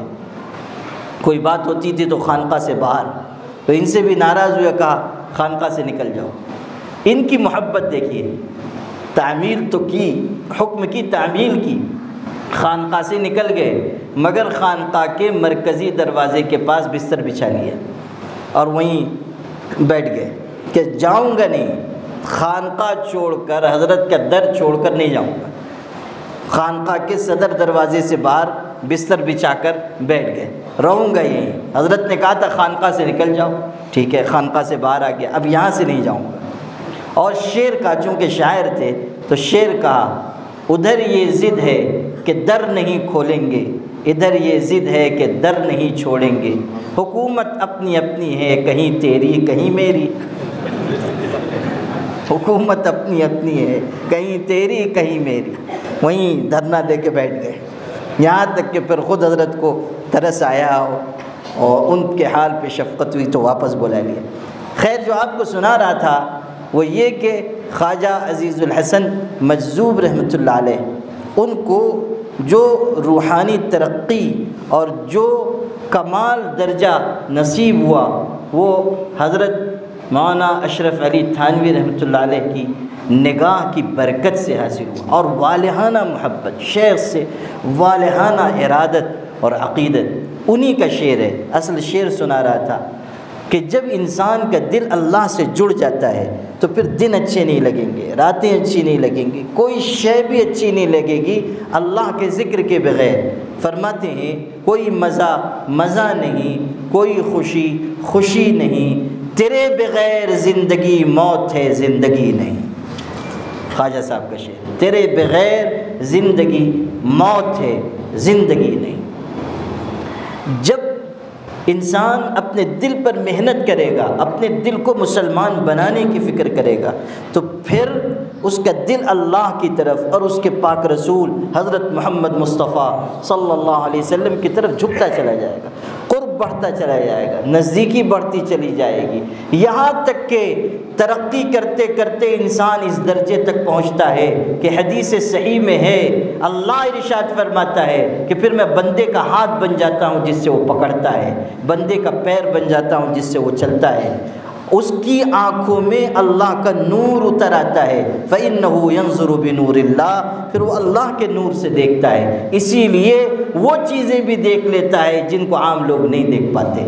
ہمارے سلسلہ عالیہ کے بہت بڑے بزرگ تھے حضرت شاہ فضل رحمہ گنج مراد آبادی، غیر معمولی صاحب کشف و کرامت بزرگ، ان کے خانقاہ تک آنے کے لیے ندی پار کرنی پڑتی تھی، اور خانقاہ میں بیٹھے ہوئے ہیں، ندی بہت دور 10 کلومیٹر فاصلے پر، اور وہ خانقاہ میں مسجد میں بیٹھے ہوئے ہیں۔ اچانک سلیم، ان کے باورچی کا نام تھا، فرماتے تھے سلیم 4 لوگوں کے لیے کھانا بنا لو، ندی پار کر رہے ہیں، 10 لوگوں کے لیے کھانا بنا لو، ندی پار کر رہے ہیں، اور جتنی تعداد بتاتے تھے اس سے ایک کم ایک زیادہ نہیں آتے تھے، وہ بیٹھے ہوئے اور فرما رہے ہیں۔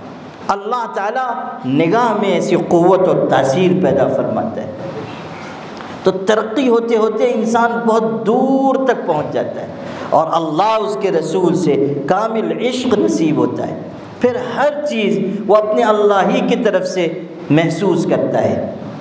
یہی حضرت شاہ فضل رحمہ ہیں، ایک موقع پر حضرت مولانا محمد علی منگیری رحمۃ اللہ علیہ نے ان کو دیکھا کہ کوئی شخص بہت بری بھلی باتیں کہہ رہا ہے، حضرت پہ کوئی اثر نہیں ہو رہا ہے، اور بالکل اطمینان سے بیٹھے ہوئے ہیں، اور ان کو غصہ آ گیا، حضرت کے خلیفہ ارشد تھے، غصہ آ گیا، کچھ ناگواری کا انہوں نے اظہار کیا، حضرت نے ہاتھ پکڑ لیا، ہاتھ پکڑ کر کنارے لے گئے اور ارشاد فرمایا، مولی محمد علی ذرا یہ تو بتاؤ کہ انبیاء میں اتنا تحمل کیوں ہوتا تھا؟ دھیان سے سنیے گا، انبیاء میں اتنا تحمل کیوں ہوتا تھا؟ حضرت نے کہا آپ ہی ارشاد فرما دیں، تو حضرت شاہ فضل رحمہ نے کہا، مولی محمد علی انبیاء میں زیادہ تحمل غلبہ توحید کی وجہ سے تھا، غلبہ توحید کی وجہ سے۔ بہت باریک بات ہے، عام لوگ شاید نہ سمجھ پائیں، لیکن اہل علم سمجھیں گے کہ جب توحید کامل ہوتی ہے تو ہر چیز انسان یہ محسوس کرتا ہے کہ اللہ ہی کی طرف سے ہے۔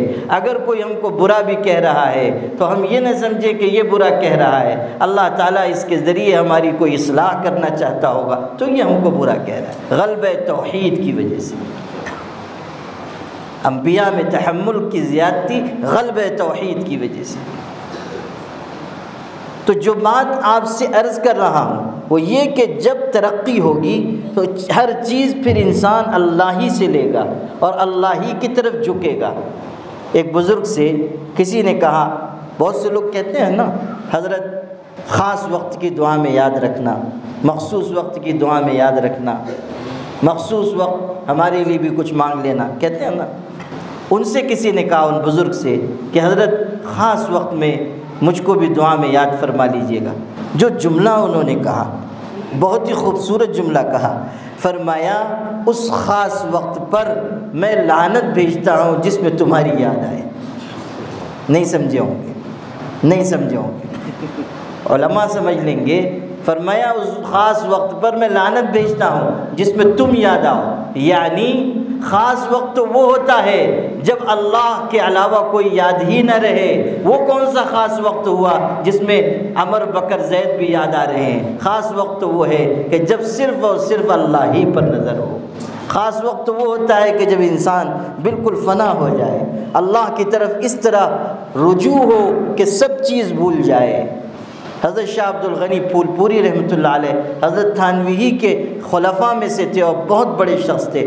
رات آدھی رات سے عبادت شروع ہوتی تھی تو اشراق تک مشغول رہتے تھے اور اس وقت کوئی ملاقات نہیں کرتا تھا۔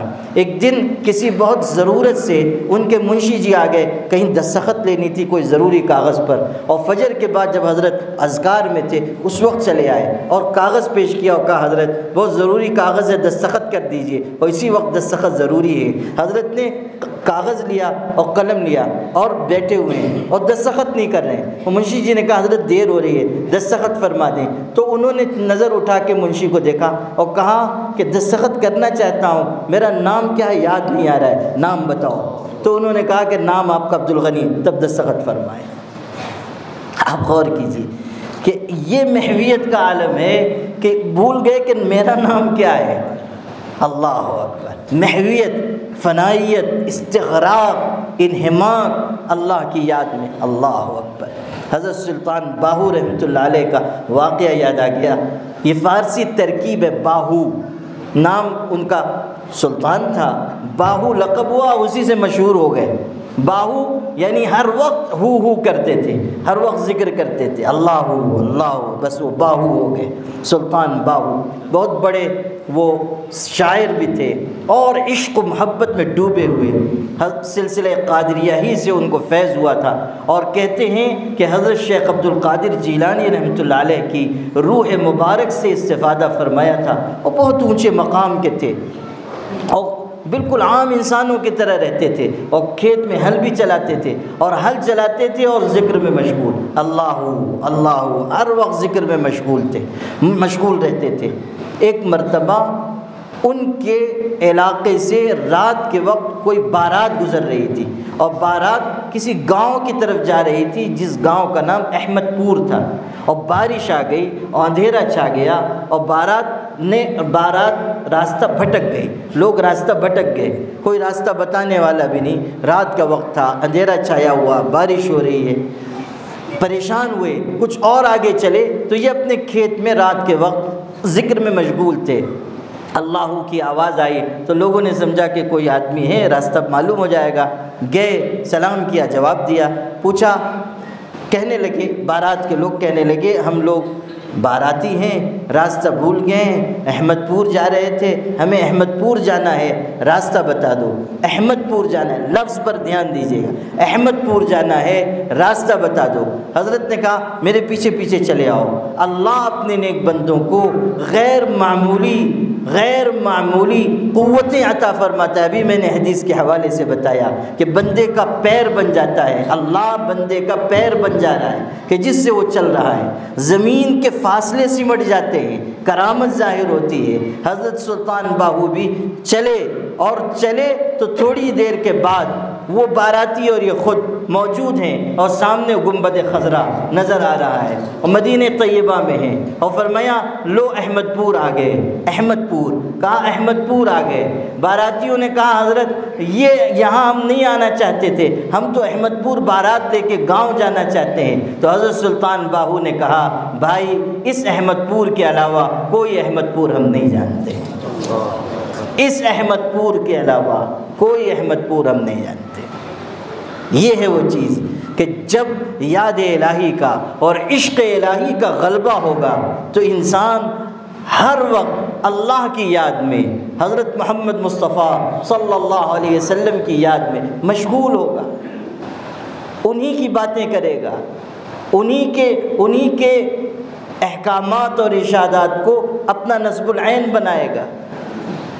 یہ جو ہمارے اندر کمیاں اور کمزوریاں ہیں وہ اس لیے ہیں کہ ہم اس راہ پر نہیں چل پا رہے ہیں جس راہ پر ہمیں چلنا چاہیے تھا۔ اگر ہم چلتے نگاہ اور دل کو مسلمان بنانے والے راستے پر تو ہماری زندگی کے طور طریقے یہ نہ ہوتے، ہم اس ملک میں اتنے پریشان حال بھی نہ ہوتے۔ اگر ہم نے اپنے آپ کو اس راستے پر رکھا ہوتا جو اللہ نے اور اس کے پاک رسول حضرت محمد مصطفیٰ صلی اللہ علیہ وسلم نے بتایا تو آج ہم عزت دار ہوتے، آج ہم غالب ہوتے، آج ہم مستحکم ہوتے۔ دنیا کی کوئی طاقت ایسی نہیں ہے جو ان لوگوں پہ غلبہ پا سکے جو سچے دل سے اللہ اور اس کے رسول کو ماننے والے ہوں اور ان کے طریقے پہ چلنے والے ہوں۔ کوئی طاقت سچے مسلمانوں پر غالب نہیں آ سکتی۔ اگر ہم کمزور پڑ رہے ہیں تو ہمارے برے اعمال کے نتیجے میں، اگر ہمارے اندر خامی اور کمزوری، اگر ہم پر حالات اور مشکلات ہیں تو ہماری خامی اور کمزوری کی وجہ سے سیدنا علی رضی اللہ تعالیٰ عنہ کا ارشاد یاد کر لیجئے۔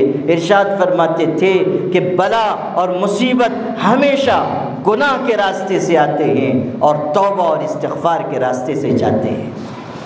آنا گناہ کے راستے سے ہے اور مصیبت اور بلا کا جانا استغفار کے راستے سے۔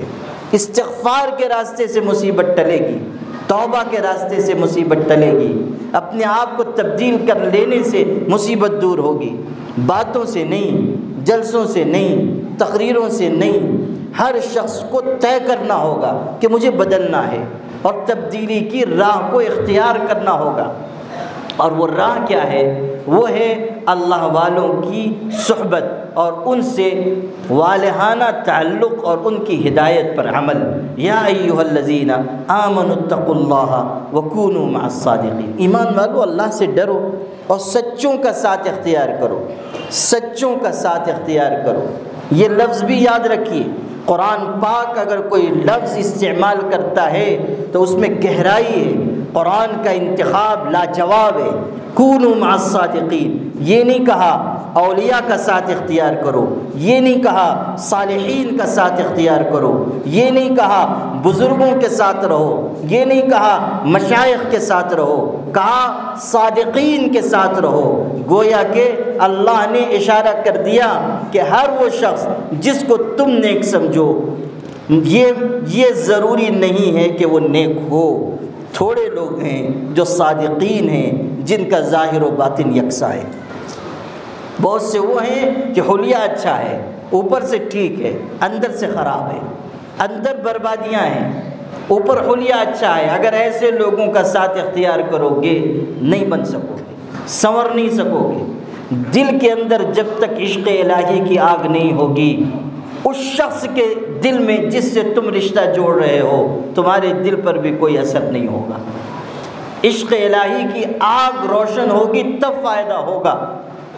حضرت شیخ الحدیث مولانا زکریا صاحب رحمۃ اللہ علیہ فضائل اعمال کے مصنف، اپنے زمانے کے قطب اور اپنے زمانے کے بہت بڑے بزرگ، ان کی حیات میں کسی نے خواب میں دیکھا اور عجیب خواب دیکھا کہ آگ جل رہی ہے اور اس آگ میں مولانا زکریا صاحب جل رہے ہیں، آگ جل رہی ہے اور مولانا زکریا اس آگ میں جل رہے ہیں۔ وہ گھبرا گیا اور اس نے حضرت شاہ عبد القادر رائے پوری جو بہت بڑے بزرگ تھے، صاحب دل تھے، ان سے کہا حضرت میں نے ایک پریشان کن خواب دیکھا ہے اور یہ دیکھا کہ شیخ الحدیث مولانا زکریا صاحب آگ میں جل رہے ہیں، میں بہت پریشان ہوں۔ حضرت مسکرائے، فرمایا اللہ کے بندے تو نے کیا تعبیر لے لی؟ اصل میں مولانا زکریا صاحب عشق الہی کی آگ میں جل رہے ہیں، وہی تجھ کو دکھایا گیا ہے۔ عشق الہی کی آگ میں جل رہے ہیں، وہ تجھ کو دکھایا گیا۔ یہ چیز ہے کہ صادقین وہ ہیں جن کے دل میں اللہ کی محبت ہو۔ ہر وہ شخص جو عمامہ باندھ لے، لمبا کرتا پہن لے اور مرید بنانا شروع کر دے اس کو پیر نہ سمجھیے۔ آج کل بہت امت کا بہت بڑا طبقہ جعلی پیروں کی وجہ سے تباہ ہو رہا ہے، نقصان ہو رہا ہے، اس پورے نظام کو نقصان پہنچ رہا ہے۔ لوگوں نے اس نظام کو کھیل تماشا بنا لیا۔ وہ کسی کا شعر ہے نا کہ جو دودھ شکر سے بنے اس کو کھیر کہتے ہیں، اور جو کھا جائے ساری کھیر اس کو پیر کہتے ہیں۔ یہ ہے کہ ایسے پیر ہیں کہ بس نظر و نیاز لاتے جائیے اور باقی سارا کام ٹھیک ہے، ہماری ٹوپی لے لیجئے اور سیدھے جنت میں چلے جائیے۔ حضرت جبریل سے ان کا معاہدہ ہوا ہے کہ ہمارا جو بھی مرید آئے گا اس کو سیدھے جنت میں ڈال دیجیے گا، کوئی سوال جواب نہیں، کسی طرح کی کوئی بات چیت نہیں، بس ہمارا ٹھپا لگا ہوا سیدھے جنت میں۔ لوگ کہتے ہیں وہ ہمارے حضرت بہت پہنچے ہوئے ہیں، بہت پہنچے ہوئے، نماز نہیں پڑھ رہے ہیں مگر پہنچے ہوئے ہیں، ذکر نہیں کرتے ہیں مگر پہنچے ہوئے ہیں۔ تو جو کہنے والے ہیں وہ صحیح کہتے ہیں کہ یہ پہنچے ہوئے ہیں، بس فرق اتنا ہے کہ اگلا جملہ بھی بڑھانا چاہیے کہ جنت میں نہیں پہنچے ہوئے ہیں، جہنم میں پہنچے ہوئے ہیں۔ پہنچے ہوئے تو ہیں لیکن جنت میں نہیں۔ جو شریعت کے احکامات کی تعمیل نہ کرے اس کا تصوف سے کیا تعلق ہے، اس کا اس نظام سے کیا تعلق ہے؟ ہمیشہ یاد رکھیے کہ صادقین کی صحبت اختیار کیجیے اور ایسے لوگوں سے اپنی اصلاح کرائیے کہ جن کے دل بنے ہوئے ہیں، سنورے ہوئے ہیں، اور ان سے اپنا رشتہ صرف رسمی طریقے پر قائم مت کیجیے۔ یہ بھی لفظ یاد رکھیے گا۔ آج کل یہ ہو رہا ہے کہ بیعت کو بھی لوگوں نے فیشن بنا لیا ہے، ہم فلاں بزرگ سے بیعت ہیں۔ بھئی بیعت ہیں آپ، کبھی آپ جاتے ہیں، کبھی آپ ان کو خط لکھتے ہیں، کبھی آپ اپنا حال بتاتے ہیں، معمولات آپ پورے کرتے ہیں، ذکر کرتے ہیں۔ کس لیے آپ بیعت ہوئے؟ صرف یہ بتانے کے لیے کہ ہم فلاں پیر صاحب سے بیعت ہیں، ہم فلاں بڑے بزرگ سے بیعت ہیں؟ نہیں، یہ طریقہ اگر آپ اختیار کریں گے ٹھیک نہیں ہوگا۔ جانا ہوگا، مجلس میں بیٹھنا ہوگا، صحبت اختیار کرنی۔ یہ جو لفظ ہے نا صحبت، اس کو سمجھ لیجیے، اور اس کا یہ مفہوم بھی نہیں ہے، واللہ اس کا یہ مفہوم نہیں ہے کہ آپ مجلس میں چلے جائیں اور پیر صاحب کی تقریر سن لیں اور واپس آ جائیں۔ یہ بھی مفہوم نہیں ہے، دھوکہ ہو رہا ہے اس میں بھی۔ لوگ یہ سمجھتے ہیں کہ بس مجلس میں چلے جائیے خانقاہ میں اور تقریر سن لیجیے اور واپس آ جائیے، بس ہماری اصلاح ہو گئی۔ ہرگز نہیں، یہ اس نظام کا بگاڑ ہے کہ آپ یہ سمجھیں کہ بس ہم گئے 2-4 مہینے 10 مہینے میں ایک دفعہ اور گئے اور تقریر سنی اور روئے دعا میں اور چلے آئے۔ نہیں، میں یہ نہیں کہتا اس سے آپ کو فائدہ نہیں ہوگا، یقیناً فائدہ ہوگا، لیکن جو اصل مطلوب ہے اصلاح، وہ اس راستے سے نہیں ہو پائے گی۔ آپ کو اپنے عیوب اپنے شیخ کو بتانے چاہیے، وہ آپ کو علاج بتائیں، پھر آپ اس پر عمل کریں، ایک ایک چیز پر نگاہ رکھیں، ذکر کا معمول اپنی جگہ ہو، جو ہدایت دی جائے اس پر عمل کریں، تب آپ بنیں گے۔ صحابہ کیوں بنے؟ اس لیے کہ وہ ہمہ وقت حضور پاک صلی اللہ علیہ وسلم کی تربیت میں رہے، صحبت میں رہے، سیکھتے رہے، حضور سے علاج کراتے رہے۔ حضرت حذیفہ آ رہے ہیں، کہتے ہیں حضور میں منافق ہو گیا، منافق ہو گیا۔ حضور کہہ رہے کیا کہتے ہو؟ حضرت حنظلہ آتے ہیں، کہہ رہے نافق حنظلہ، حنظلہ منافق ہو گیا۔ حضرت حنظلہ کا یہ کہنا کس بنیاد پر تھا کہ انہوں نے اپنی کیفیت کچھ الگ پائی، کہنے لگے اللہ کے رسول آپ کی مجلس میں ہوتا ہوں تو ایسا لگتا ہے جنت جہنم نگاہ کے سامنے، گھر جاتا ہوں بیوی بچوں میں ہوتا ہوں تو وہ کیفیت نہیں رہتی، منافقت تو یہی ہے۔ حضور نے فرمایا نہیں، یہ منافقت نہیں ہے۔ لو تدومون علی ما تکونون عندی لصافحتکم الملائکۃ فی فرشکم وفی طرقکم ولکن یا حنظلہ ساعۃ فساعۃ۔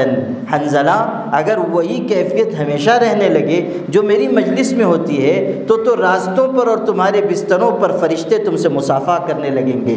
یا حنظلہ ساعۃ فساعۃ، کچھ وقت وہ کیفیت ہوتی ہے حنظلہ، اس کے بعد وہ کیفیت نہیں رہے گی۔ حضور صلی اللہ علیہ وسلم سے علاج کرا رہے ہیں، پوچھ رہے ہیں، اپنی بیماری بیان کر رہے ہیں، حضور ان کی رہنمائی کر رہے ہیں، مکان حضور دیکھ رہے ہیں کہ اونچا بنا ہوا ہے اور ناراضگی کا اظہار فرماتے ہیں، صحابی مکان توڑ دیتے ہیں کہ حضور کو جو چیز پسند نہیں ہے ہماری زندگی میں نہیں ہو سکتی۔ حضرت ابن مسعود آ رہے ہیں مجلس میں، حضور منبر پر ہیں، کہتے ہیں اجلسو، بیٹھ جاؤ، وہ دور ہیں وہیں بیٹھ جاتے ہیں کہ جہاں میں نے حضرت کا ارشاد سنا ہے اس سے ایک قدم بھی آگے نہیں بڑھوں گا، یہیں بیٹھ جاؤں گا۔ یہ کیفیت تھی صحابہ کی، اور صحبت کی وجہ سے وہ یہاں تک پہنچے۔ صحابیت کا شرف جو ان کو ملا اس وجہ سے حضور صلی اللہ علیہ وسلم کا فیضان ان پر جلوہ گر ہوا۔ جو واقعہ میں نے سنایا تھا حضرت خواجہ باقی باللہ کا، ایک بات ابھی یاد آ گئی، اس کو سن لیجیے، وہ بہت ہی خوبصورت بات ہے۔ عطاء اللہ شاہ بخاری بہت بڑے مقرر اور خطیب تھے، بر صغیر میں اتنا بڑا خطیب نہیں پیدا ہوا جیسا کہ حضرت عطاء اللہ شاہ بخاری تھے۔ ایک دن تقریر کر رہے تھے سیرت پر، عجیب سوال قائم کیا، کہنے لگے دیکھو حدیث میں آتا ہے کہ حضور صلی اللہ علیہ وسلم مجلس میں گل مل کر بیٹھتے تھے، اور ایسے گلے ملے ہوتے تھے کہ آنے والا اجنبی شخص آتا تھا تو اس کو پوچھنا پڑتا تھا ایکم محمد، تم میں سے محمد صلی اللہ علیہ وسلم کون ہے، پوچھنا پڑتا تھا۔ پھر صحابہ بتاتے تھے یہ جو گورے چٹے ٹیک لگا کے بیٹھے ہیں یہ حضرت محمد صلی اللہ علیہ وسلم ہے۔ اس پر ایک سوال قائم کیا، دھیان سے سنیے گا تب بات سمجھ میں آئے گی۔ سوال یہ قائم کیا کہ کائنات میں حضور سب سے زیادہ خوبصورت تھے، اور آپ کا چہرہ انوار سے ہمہ وقت مجلہ ہوتا تھا، چمک دمک آپ کے چہرے میں ایسی تھی کسی کے چہرے میں نہیں ہو سکتی۔ اب اگر آپ 50 لوگوں کے درمیان بیٹھے ہوئے ہیں تو آپ کا حسن و جمال اور آپ کے چہرے کا نور تو ایسا تھا کہ آنے والا دیکھتے ہی پہچان لے کہ 50 لوگوں میں سب سے زیادہ خوبصورت اور اونچے مقام کے یہ معلوم ہو رہے ہیں، اور یہی حضرت محمد ہوں گے۔ بات سمجھ میں آئی نا کہ آنے والا شخص آ تو رہا ہے، ٹھیک ہے حضور گل مل کے بیٹھے ہیں، لیکن جو حضور کا حسن و جمال ہے، جو حضور کے چہرے کی تابانی ہے، جو حضور کے چہرے کا نور ہے، وہ تو اور لوگوں کو نصیب نہیں ہے۔ تو آنے والا تو دیکھتے ہی پہچان جائے گا کہ اس مجمع میں یہ سب سے ممتاز ہیں، اور یہی میرا مطلوب مقصود ہوں گے، یہی حضرت محمد ہوں گے۔ پھر کیوں پوچھنے کی ضرورت پڑتی تھی کہ ایکم محمد؟ کیوں آنے والا پوچھتا تھا ایکم محمد؟ کتنا خوبصورت جواب دیا۔ ارشاد فرمایا کہ لوگوں سنو، حضور کائنات کے سب سے زیادہ صاحب فیض انسان تھے۔ جب آپ تشریف فرما ہوتے تھے تو صحابہ کے دلوں پر آپ کے دل کا عکس پڑتا تھا، اور سب کے دل نورانی ہو جاتے تھے، اور ایسی غیر معمولی ہستی حضور کی تھی کہ صرف دل کا فیض نہیں، حضور کے چہرے کا عکس بھی سب پر پڑتا تھا۔ اس لیے جب آنے والا آتا تھا تو اس کو پورا مجمع محمد ہی محمد نظر آتا تھا، اس لیے وہ پوچھتا تھا ایکم محمد کہ تم سبھی روشن چہرے والے ہو، تم میں سے اصل محمد کون ہے؟ ایکم محمد، تم میں سے اصل محمد صلی اللہ علیہ وسلم کون ہے؟ یہ فیضان تھا حضور پاک صلی اللہ علیہ وسلم کا کہ صرف دل کی کیفیت نہیں، چہرے کا نور بھی لوگوں کے چہروں پر منعکس ہونے لگ جاتا تھا۔ تو صحبت سے یہ چیز ملتی ہے۔ صحبت کا مطلب رسمی طریقے پہ جانا، صرف جلسے میں مجلس میں شریک ہو جانا، یہ مطلب نہیں ہے۔ کچھ وقت رہیں، لوگ برسوں گزارتے تھے کہ ہماری اصلاح ہو جائے۔ آپ اتنا نہیں وقت لگا سکتے، 40 دن لگائیے، مہینہ لگائیے، وقفے وقفے سے جائیے، جس سے بھی تعلق ہے ان سے وقت لیجئے، ان کی خدمت میں رہیے، دین سیکھیے، ذکر سیکھیے، اور ان کو دیکھ کر اپنے اندر وہ صفات لانے کی کوشش کیجئے جن صفات کی بنیاد پر قلب و نگاہ مسلمان ہوتے ہیں۔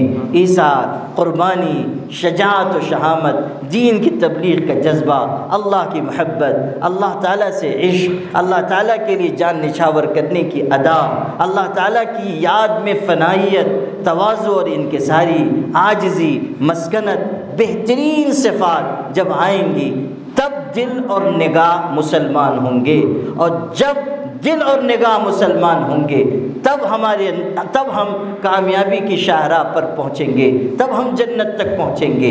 علامہ سید سلیمان ندوی حضرت حکیم الامت سے بیعت ہوئے تھے، بیعت ہونے کے بعد جو تبدیلی دیکھی، اتنا بڑا محقق، اتنا بڑا مصنف، جب تبدیلی دیکھی تو اپنے شیخ کی شان میں قصیدہ لکھا، اور اس میں یہ شعر بھی لکھا۔ یہ شعر جو میں کہہ رہا تھا اسی کی دلیل ہے۔ فرمایا وہ سیاہیاں بھی سمٹ گئیں، وہ ہوا کے رخ بھی بدل گئے، تیرا ہاتھ ہاتھ میں آ گیا کہ چراغ راہ کے جل گئے۔ یہ ارشاد فرمایا وہ سیاہیاں بھی سمٹ گئیں، وہ ہوا کے رخ بھی بدل گئے، تیرا ہاتھ ہاتھ میں آ گیا کہ چراغ راہ کے جل گئے۔ اولیاء کرام کی نگاہ میں تاثیر ہے۔ اقبال نے سرد و گرم سے گزر کر مشرق و مغرب کے علوم کے میخانے کھنگالنے کے بعد یہ کہا تھا، کیسا زبردست شعر کہ خرد کے پاس خبر کے سوا کچھ بھی نہیں، تیرا علاج نظر کے سوا کچھ بھی نہیں، تیرا علاج نظر کے سوا کچھ بھی نہیں۔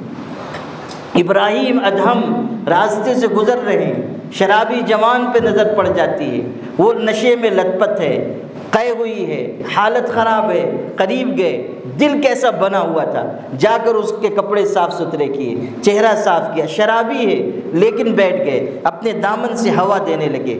جب اس کو ہوش آیا، نظر پڑی کہ حضرت بیٹھے ہوئے ہیں، رو پڑا، کہنے لگا حضرت آپ مجھ سے دور جائیے، میں شرابی بدکار ہوں، آپ کہاں میرے سرہانے بیٹھے ہیں، اور شاید آپ ہی نے کپڑا صاف کیا ہے، چہرہ بھی آپ نے صاف کیا ہے، آپ نے اچھا نہیں کیا، مجھ کو اور گنہگار کر دیا، آپ فوراً چلے جائیں۔ رونے لگا اور اس کو دیکھ کر حضرت بھی رونے لگے، اور جو اس کا جذبہ دیکھا تو اپنے سینے سے چمٹا لیا اور کہا بیٹا گنہگار ہے تو کیا ہوا، توبہ کر لے گا، پاک ہو جائے گا، صاف ہو جائے گا، اللہ سے قریب ہو جائے گا، سچی توبہ کر لے، اللہ سے قریب ہو جا۔ محبت سے سمجھا رہے ہیں، وہ سینے سے چمٹا ہوا رو رہا ہے، حضرت بھی رو رہے ہیں۔ اتنے میں حضرت ابراہیم ادہم پر الہام ہوا کہ جو جوان تیرے سینے سے چمٹا ہوا ہے، ہم نے اس کو اس زمانے کے اولیاء میں شامل کر لیا، ہم نے اس زمانے میں ولایت کا تاج اس کے سر پر رکھ دیا، ہم نے اپنے اولیاء میں شامل کر لیا۔ حضرت ابراہیم ابن ادہم کو حیرت ہوئی، اللہ تو جس کو نوازنا چاہے نواز دے،